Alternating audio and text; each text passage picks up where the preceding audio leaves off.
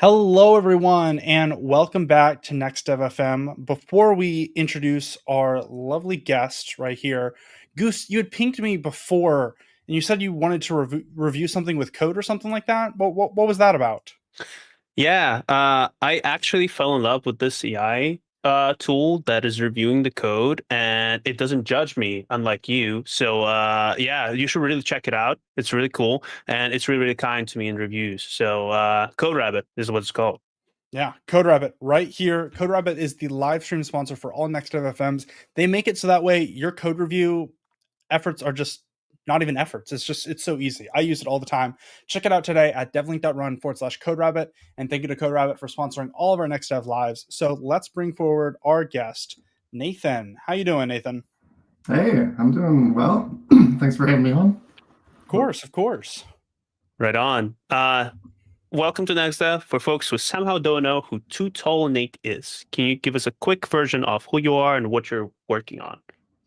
Yeah, definitely. Yeah, so my name is Too Tall Nate, or Nathan, or just Nate if you prefer. No preference.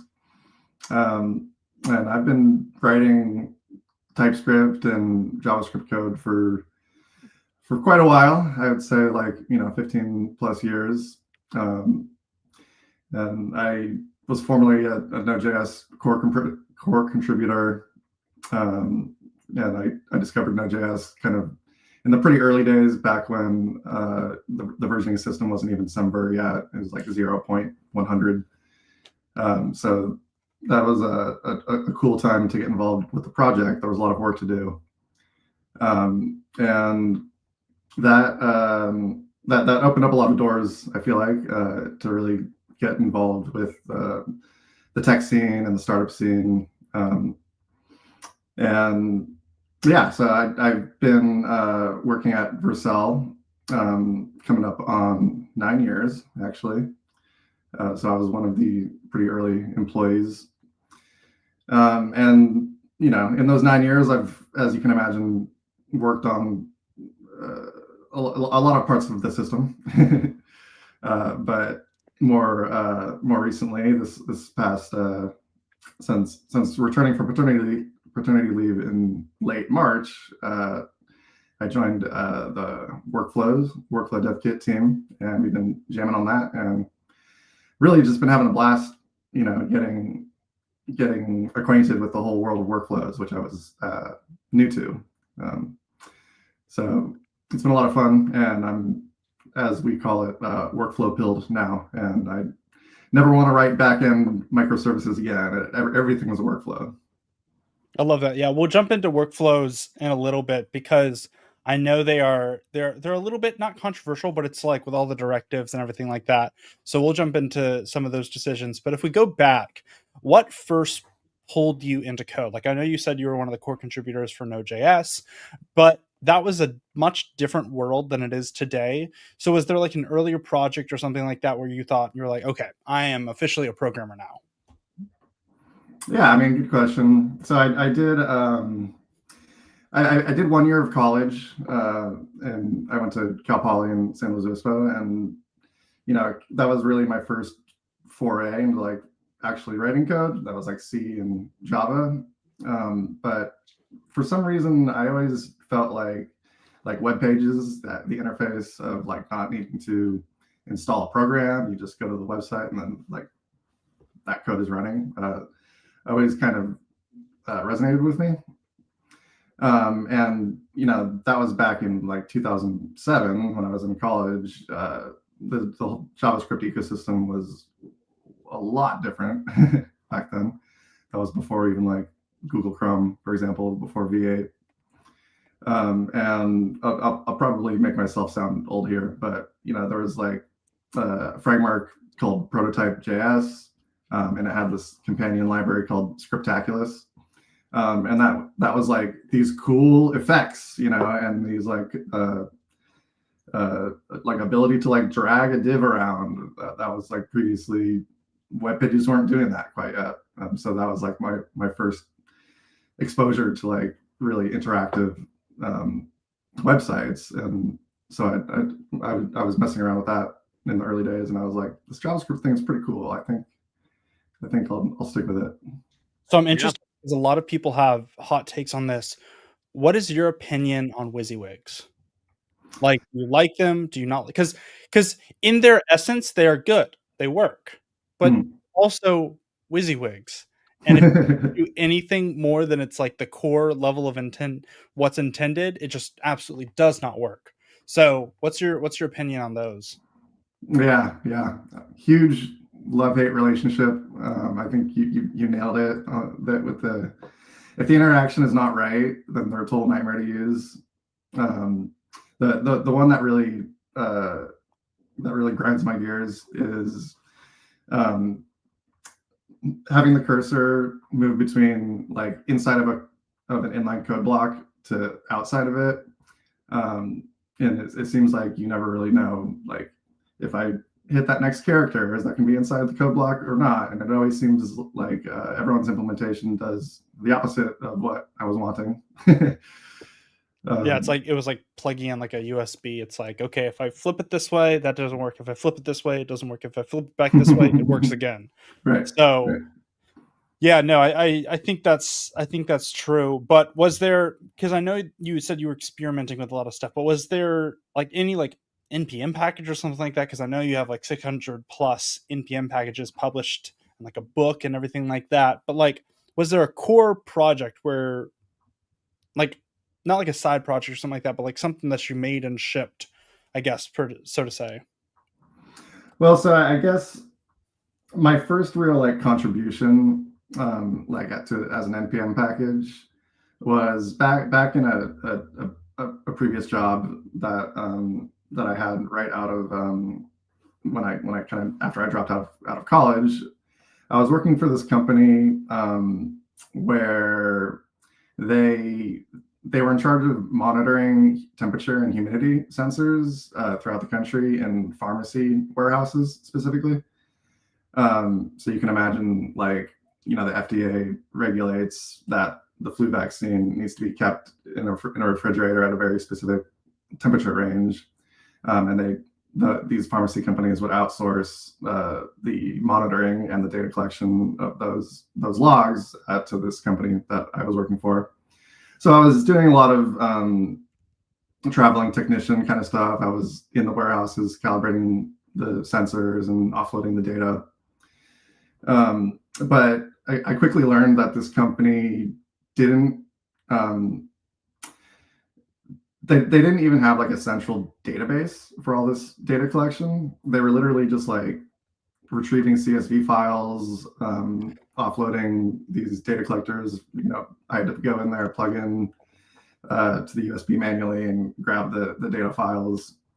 And it was never really like my assigned job to fix that. But like for me personally, like it was a nightmare trying to keep track of these files. And I was like, we need a database. So that and also it wasn't just like one brand of data sensors. It was like a whole handful of them. So some of them were CSV files, some of them were this like archaic SQL database like system. So I was like, we need a database. We need to normalize all this data, and then we can do the chart generation and stuff based on the central database. So I kind of like took that upon myself to do.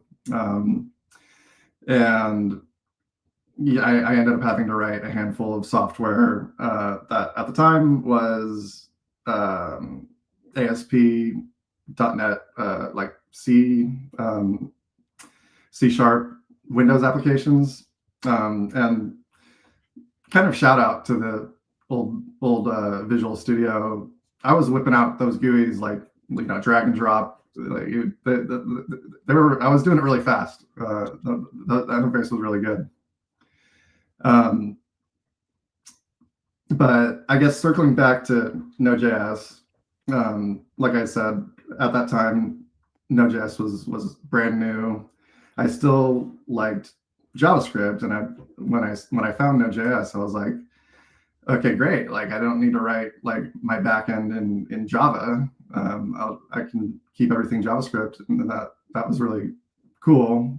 And so I started migrating some of these internal tools for this data collection and chart reporting process. I started migrating some of that into early Node.js, which was, a little bit of a gamble. If the people running the company were, more involved with the technical implementation side of things, they might have been like, no, this is too new, we don't want to take a risk.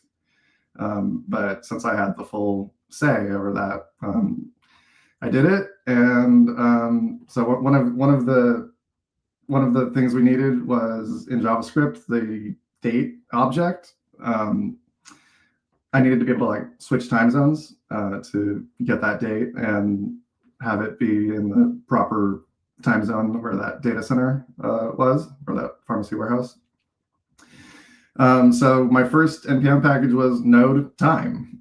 And that was just like a C++ binding that interfaced with the TZ data C library and translated the timestamp into whatever time zone was needed. And also, I have a soft spot for C++ bindings in Node.js because, when I was in Cal Poly, they had to start off writing C code.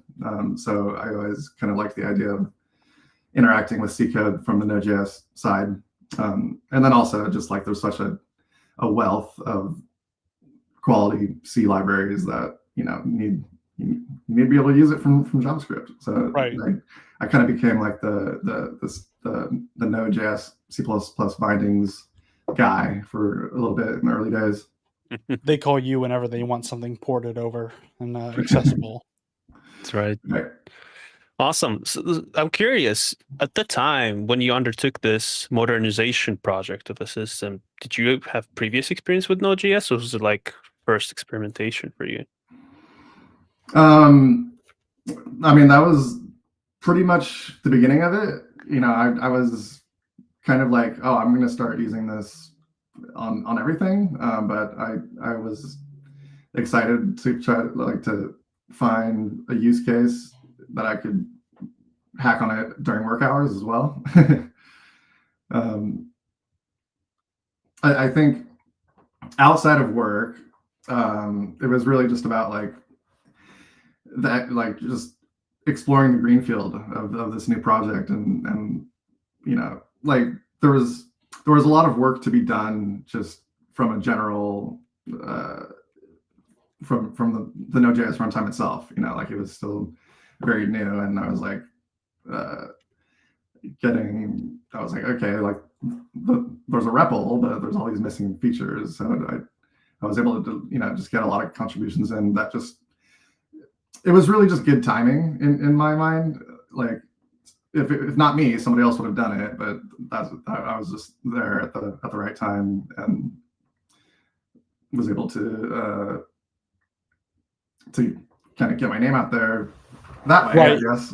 Everything kind of depends on timing, especially in those early days where it's like it was just a matter of time till someone came up with this convention or something like that, where it's like, oh, they just had to figure that out, but then them figuring that out enabled 3 other people to like essentially unblock their things that they were working on, and it all would kind of just compound and sort of like flutter like that. So going forward a little bit more, you obviously made those core packages and stuff like that. But how core of a contributor were you to like the Node.js ecosystem? Were you like you obviously see like the graph was like internal circle, external, more external. Were you like one of the like the internal guys, or like what was that environment like? I don't know if internal is the right classification, but in the early days there was like an IRC channel that anyone who wrote Node.js, you hung out there, and there was a Google group, and I remember around the same time when I was kind of discovering it, the conversation about getting Windows support was starting to enter the forefront. You know, when I first discovered Node.js, there was no Windows support, and then me being the kind of the C++ bindings person, that kind of started off as from Isaac Schluter from NPM. He posted on the Google group and said, "Hey, we're adding Windows support to Node. With that, we are changing from the WAF build system to the GYP build system, and we need someone to write the Node GYP program so that C++ modules can be compiled for Windows." And I just took that upon myself. I also have kind of a soft spot for Windows, just having grown up using Windows. And I felt like it was important to have Node.js, have good Windows support. So I just threw something together, the first version of Node GYP, and after that, Isaac, who had become the successor of like the main maintainership of Node after Ryan Dahl kind of stepped to the side. So once I wrote that Node.js initial version, Isaac was like, "Hey, this is good stuff. We want to make you, we want to give you commit access to Node, and we do weekly meetings to talk about, you know, the roadmap and what you're working on." And so I was doing that for you know, a year or two before other work life and side projects kind of started taking up too much time. Yeah. So, do I understand correctly that you actually were one of the original authors of Node GYP? I was the original author of Node. Wow. Yeah. That is pretty incredible stuff. What do you think is like one piece of code that you've contributed to the Node ecosystem that is secretly running on every machine that's running Node right now? Yeah, I mean, if you run Node, there's a high likelihood that some of my code is running on the back end to support your code. Incredible. Node.js is definitely probably the highest profile one, and I apologize as well to anyone who's gotten a compile time error and been like, "What the hell is this Node.js thing?" Yeah. This is awesome. Really, really curious. What was your process of getting into contributing to the open source? Because some folk might find it like a challenging process to start. How did you get into it? I really think it was just about finding the community, and like I mentioned before, the Google group, for example. You know, everybody kind of excited and participating and sharing what they're working on. It was just a really cool like environment, I felt like, and that made me say like, I would like to be a part of this. And I also remember back, so I believe it was hosted by Sentia Labs, which was the company that created Express originally, Express.js.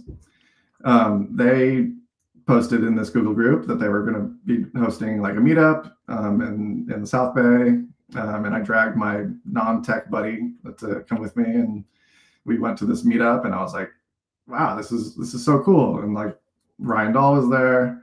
Tim Caswell was also one of the very early, Tim Caswell, he works at Vercel now actually, but he was like the first person that like I recognized from the Google group. So he was doing a lot of work of like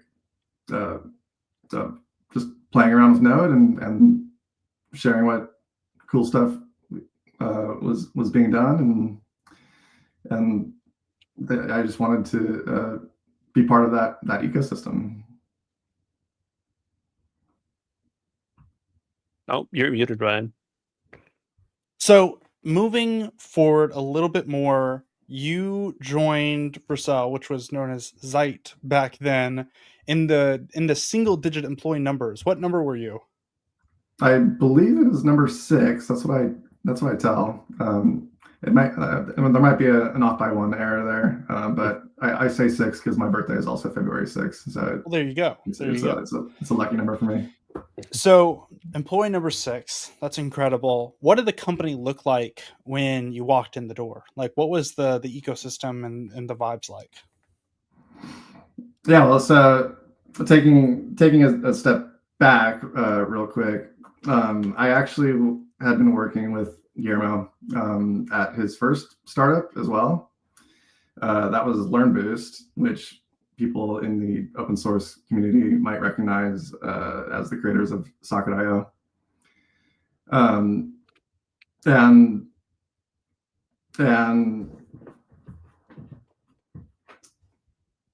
for me personally, like I knew the name LearnBoost, and I recognized like Guillermo's name through as being associated with LearnBoost.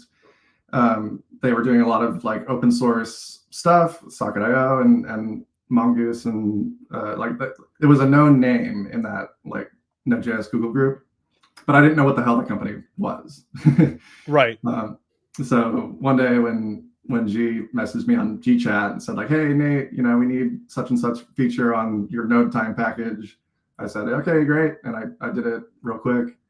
And he was like, "Cool, when are you coming in for your interview?" And I was like, I was kind of flattered by that, but I didn't really take it all that seriously. I didn't want to like abandon that data monitor or temperature monitoring company that I was working at the time. They were like kind of a family friend, and but Guillermo was kind of persistent about it, and he said like, "Hey, a couple of weeks went by, and he said like, 'Hey, I'm serious, come in for an interview.'" And so I went in and got a taste of like what an actual startup and like working in San Francisco kind of vibe was like. And I also like really wanted to more centrally focus on like writing Node code as my actual job, not just as like a means to an end. So I took a plunge, and I joined LearnBoost and had been working with G. That was probably back in like 2009 or 2010. So really, I've been working with G for like 15 years as well. LearnBoost had gotten acquired a little bit down the road by Automatic, aka WordPress, and that was a very cool change for me as well. It was like a much bigger company. I think when we joined, we were or when we got acquired, we were like we just broke like the 500 people count at Automatic, and that was a fun atmosphere for me as well. That was a lot more of a tech vibe. Everybody's super nice. Everybody's super smart. Everybody has like their one little niche thing that like they're like exceptionally good at. And I was like, oh wow, this is cool. G had other plans basically, and so he didn't stick around for more than like a year, I think, and he left to go start Zeit. And I was like, I think I like this Automatic thing. I'm gonna stick around for a while. And G left to go do Zeit, and fast forward a little bit more from there, Zeit started putting out really cool stuff. Like I remember in the early days, I don't know if you guys remember the Hyper terminal, which was a terminal app, but it was written with Electron and used web technologies, and that was pretty cool. And I remember meeting up with G when I was kind of starting to be like, yeah, maybe I should go back work with G.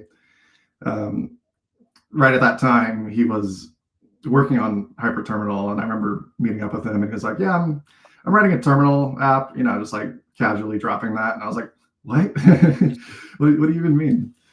And then he showed me, and like that was that's always been one of the motivators, or one of the like back in the LearnBoost days, the only reason I knew about LearnBoost was through open source. And I feel like that same kind of mentality carried over to Zeit as well. Is like writing a terminal app had nothing to do with the core business really, but it got people in the tech scene excited, and it got the name Zeit out there because they were the creators of this new hot terminal that everybody's using. And that to me demonstrates some of the power of open source, of like getting your name out there, not just like from a personal standpoint, but also from a business standpoint. Yeah. So Hyper was pretty fun actually in the web dev times. It's like 10 years ago now. Right. Yeah, it's incredible how you brought up an early memory. It was running on Node, and it was essentially an Electron app, right? Yep.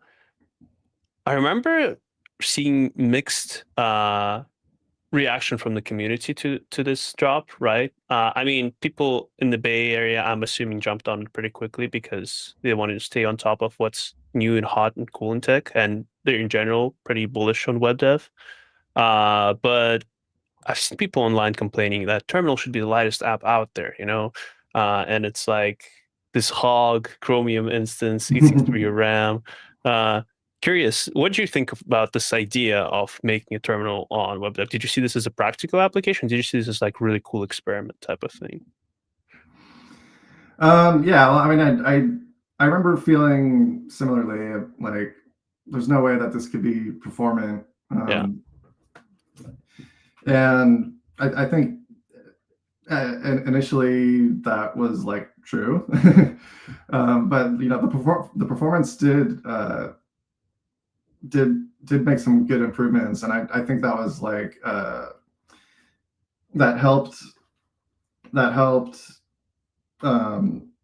improve like the running a terminal in a web view more broadly, because Hyper was using the same terminal renderer that's used in VS Code, for example. So improvements there have now carried over to everybody's favorite editor. Yeah. Or I don't know if that's actually true anymore, but But yeah, that's pretty incredible. Curious. So you joined Zeit. What was it like then? Because the Vercel we know today is very different from what Zeit was back then. right. Yeah. I mean, so there was really only a few people, and when G kind of knew I was serious about joining, he basically said, "Okay, here's your plane ticket.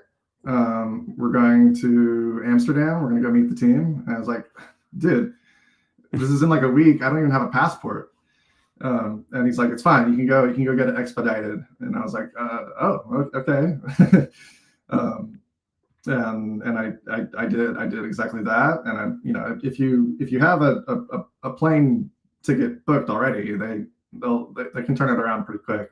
So I was able to get the passport. I was able to go fly out and meet the rest of the team.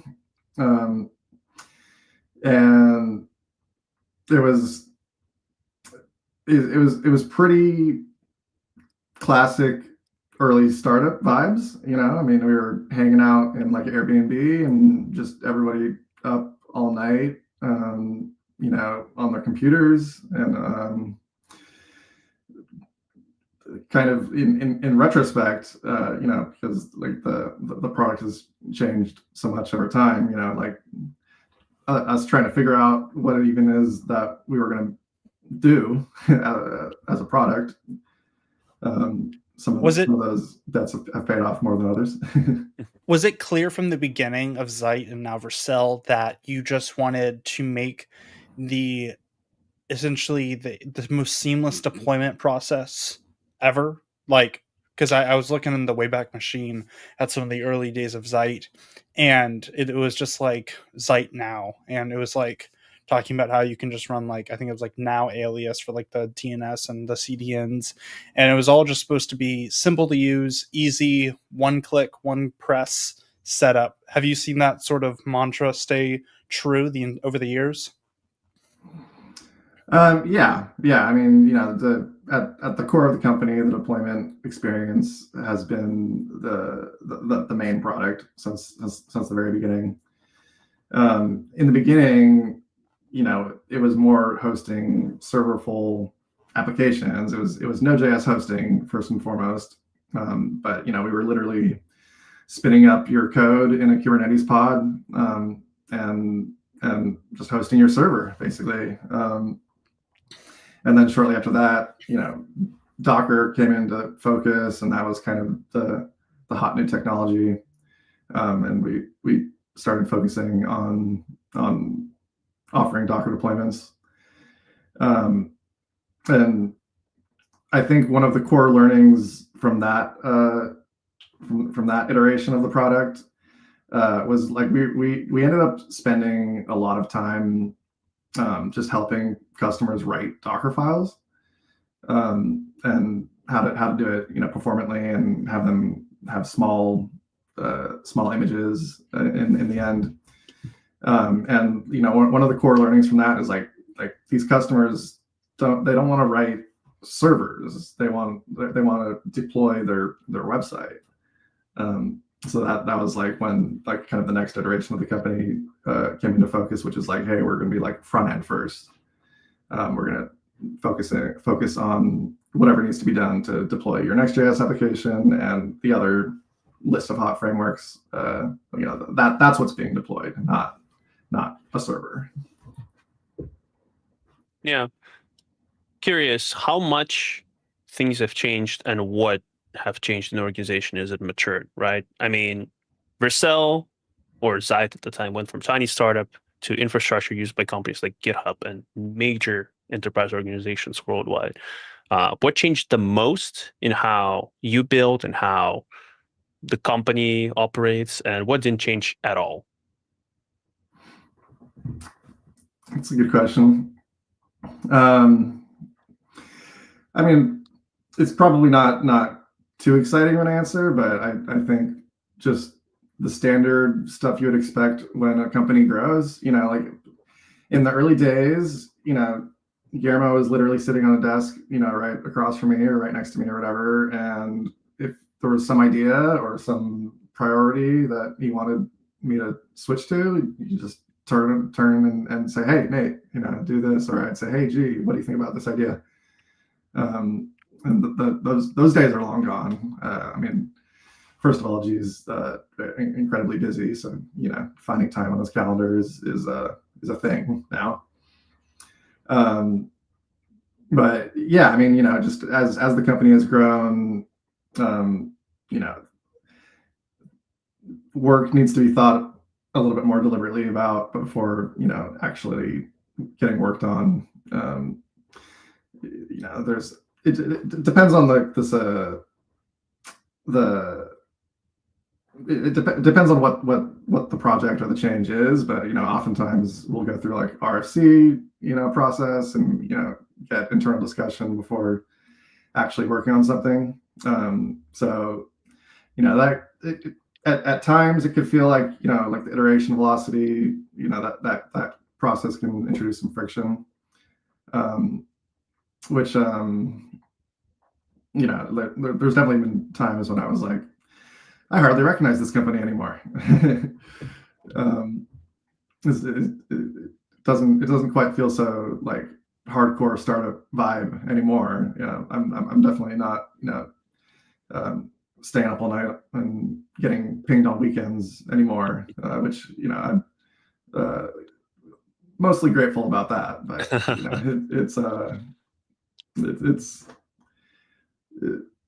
there's good memories to be had from those early days as well, I would say. Yeah, Right.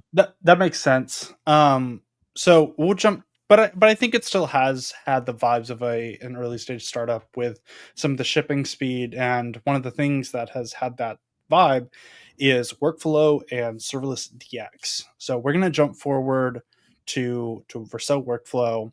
For someone who's just heard the name, what problem is it trying to solve? Like, why do we need Vercel workflow? Yeah, it's a very good question. And just as a quick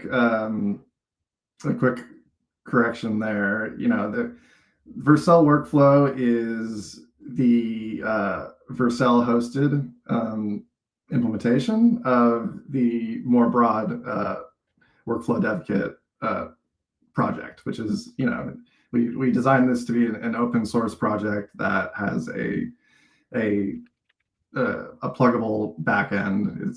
We don't necessarily want it to be specifically tied to Vercel. We want to be able to you can deploy it anywhere. But going back to your question, why do you need this? It's really like I would call it kind of a paradigm shift in the way that you would usually write backend logic. And I've said from the beginning that, really answering this question that you're presenting right now, why do you need this? So this is like probably the most difficult part of the actual product itself. Getting this like clicking moment to happen. We've been calling this getting workflow pilled. So once becoming workflow pilled, once it really happens, you're like, oh wow, this abstraction is really powerful, and I want to be able to apply this to all my backend logic. And an example of that is kind of one of the first things I wrote with Workflow Dev Kit in the earlier implementation phase is I wanted to write a demo. I wanted to write a Slack bot. I wanted to use the webhook feature, which, in my opinion, is probably the most powerful feature for getting that aha moment to happen when people see workflow code. Because like if you imagine writing an application that uses a webhook, typically you would have probably a few different endpoints. You would have like an API route to like kick off some action. You would have an API route to receive the webhook from some external service. You would need some maybe like Redis or like a database to kind of like keep the state between those disjointed endpoints in sync, or like restore your state, in the webhook callback. And the actual logic of whatever you're doing is no longer linear. It's kind of scattered and easily becomes spaghetti code. And where I feel like workflow shines is if you're doing a webhook, all of your logic is in a linear, it follows like a logical progression in a single function. And if you have a webhook, you define that in the code and you await that webhook, and there's no more spaghetti code. That function just suspends and no resources are being consumed until you receive that webhook, and then things pick up where they left off, and there's no Redis keeping state. It's just like if you had some state you were relying on before, that's just a let var earlier in your function code. And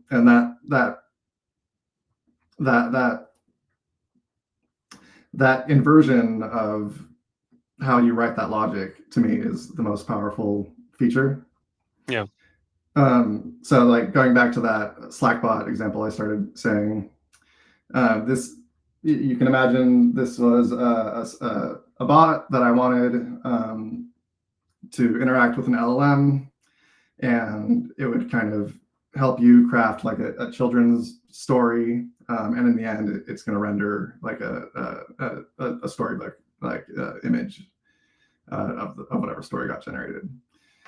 And I started out writing this just as a normal script, and I would use the terminal to write each iteration of the loop.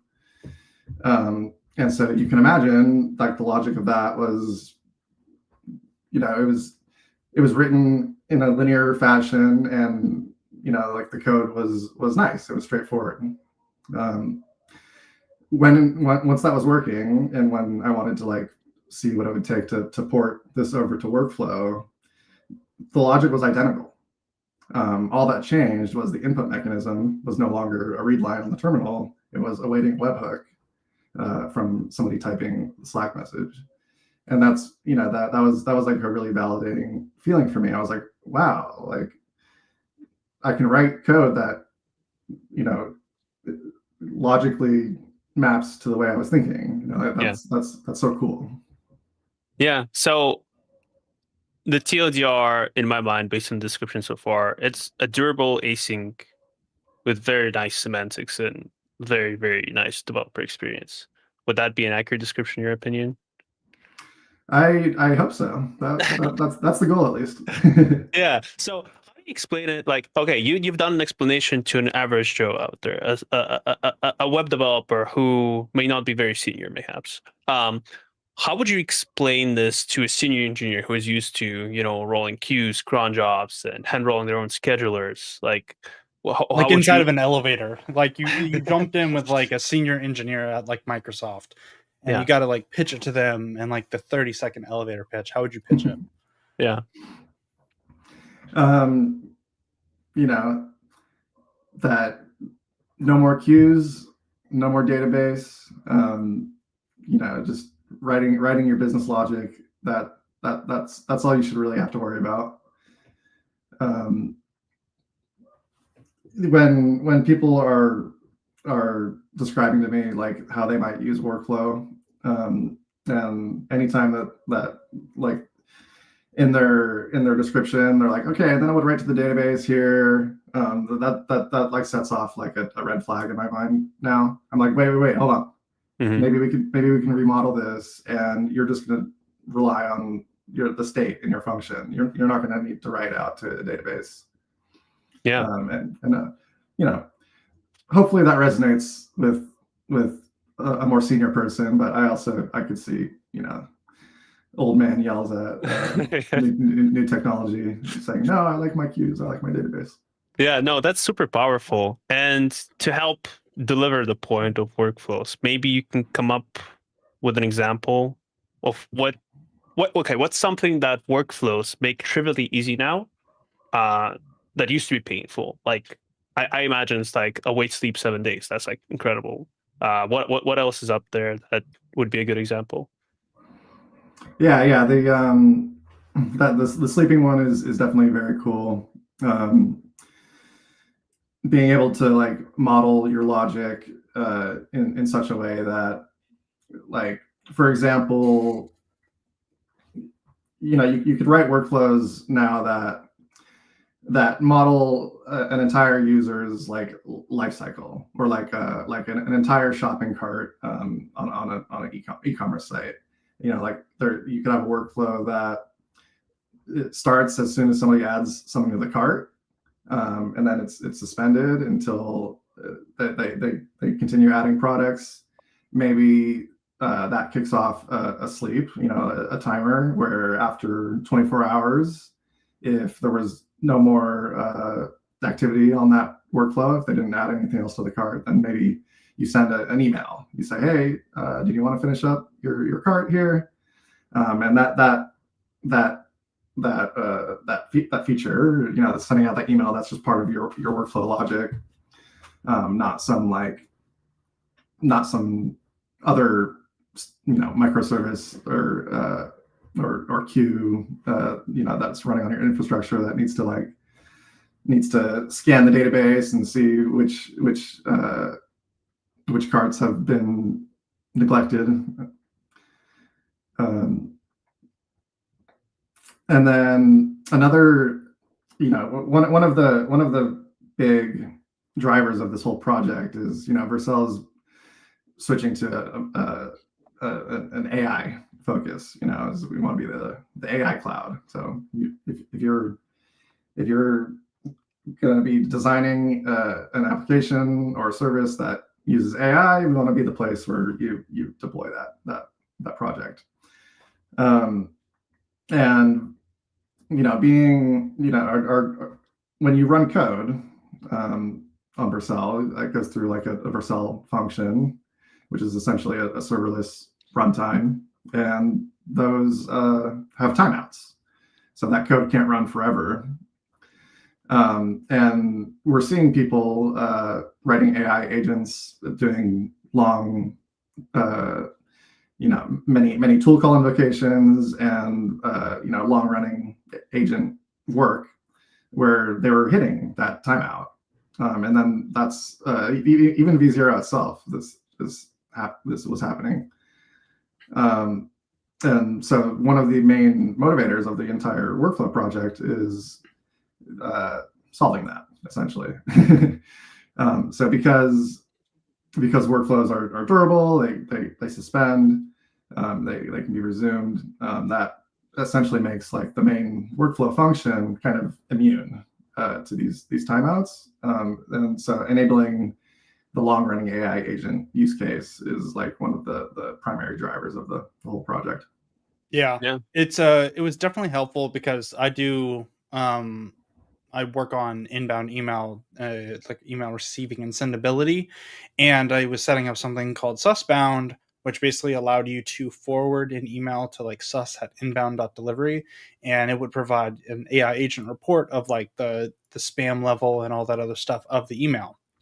And I remember before workflows, I would have to do like wait until on the function because I couldn't really call like an async type of thing reliably, and wait untils, I'm sure as you remember, they weren't super durable and reliable, especially when these tasks would run for 10 to 15 minutes. Because it would go through like several layers and steps. But when I ported it over to workflow, it was really cool because it just kind of worked. And if I separated it out into logical steps of the workflow of like agent run here, then logical response of that agent run, and then doing some more parsing, and then agent run again, and then loop and loop and loop, it just kind of worked. So I definitely see the use case there for that, because I could easily do that on a server that's long running, but now on the serverless paradigm, it's trivial to do it, but workflows makes it easier. Yeah, that's a great success story. I love hearing that. Awesome. Cool. Yeah, let's move on. Workflow is super exciting. I actually got a lot of inspiration from this talk, and I'm going to go hack on something, try building something after this with Nice. workflows. I want to talk about your side projects. You have a ton of them. Just talking about your NPM account, right? You have 600 plus modules published there. It's insane. And your GitHub, it looks literally like a museum of weird and interesting experiments. Even a JavaScript runtime for Nintendo Switch. What draws you to these kinds of projects, and like, how do you decide I'm gonna go build a thing and publish it? Yeah, I'm glad you brought that one up. That's NXJS has been one of my night and weekend projects that I was hacking on for over a year probably. I think the genesis of that project was when I was at so first of all, I was kind of learning about Nintendo Switch and like running homebrew applications on that, first of all. And then being a dev, I was in the back of my mind, I was like, oh, it would be cool to like write my own software for this. But the ecosystem for running that code is all C. You need to write C code, and it's not too approachable, for maybe a web dev. And so in the back of my mind, I was like, oh, it'd be cool to write some Switch homebrew application. I was at React Miami a few years ago, and somebody from the React core team was on stage, and they said something like, "Every screen should be rendered by React," and I was like, I want to write React and render stuff to my Switch. I want to write a React app for the Switch. And then I said, okay, cool. That's the goal. That's the end goal. And then I did some research, and I was like, oh, well, there's not really even like a JavaScript runtime so I guess I got to build that first. Sounds like fun. But it actually it has been very fun. You know, I feel like other than just like having some stupid side project that probably nobody's going to use. You know, it's come with a lot of like good learnings. I feel like, and at the very least, it's come with like an appreciation of like what it takes to build a runtime.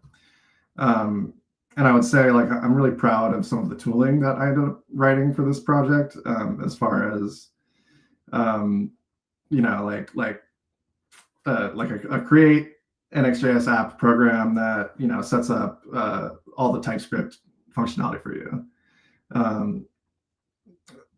Having automatically generated TypeScript types for the runtime itself, even, you know, I was very proud to get that figured out, so that you're not accidentally using, you know, some web API that comes with the standard TypeScript library in this runtime where that doesn't exist. So like the TypeScript typings are like very like true to what exists in the runtime, and stuff like the docs website is fully generated from the source code.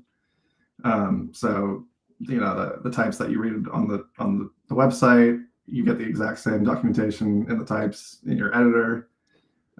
So some of that stuff that could be more maybe like applicable outside of a Nintendo Switch runtime context, it was fun to solve these problems that like any runtime would face, and you know, come up with my own solution for it, and you know, try to. In some cases, I think the developer experience there is better than some of the more mainstream runtimes. It was also very cool. I was able to get I wrote like an HTTP server package for that runtime, so you can run the server on your Switch app.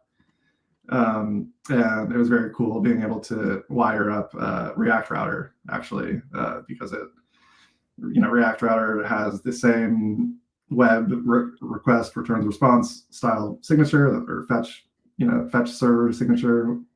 I wish the signature had like a more proper name.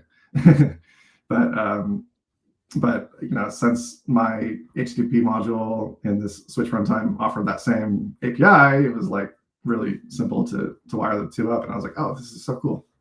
Yeah, very cool. I mean, it's funny how you're like, I'm gonna just casually build my own runtime and an HTTP server while I'm at it. That's not something that you should developer would undergo for fun. So you have a very interesting approach to solving problems. You have a thing that comes up and you're like, all right, I'm going to solve this problem. And then along the way, you're just doing the things that you enjoy. This is super cool. Do you intentionally like work towards ideas that can bring value to your job, or is this just side hacks that randomly feed into your day job? How does that work out? Like, as you said, there's been some connection with the work you've done on this project to Next.js, right? Like, that wasn't intentional, was it? Not or maybe we got wires crossed a little bit there. Oh, the project is called NXJS, right? Oh, okay, my bad. Sorry. So yeah, it hasn't had any impact on Next.js as far as I know. Okay. But yeah, I mean, I would say like when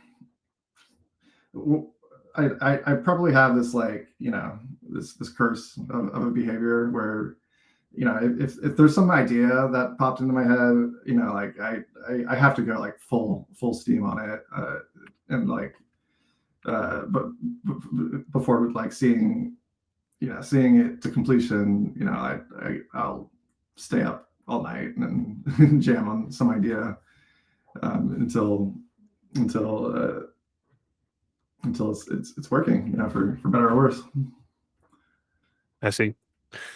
Very cool. We are approaching the end of the hour, so I'm gonna start working towards the wrap up.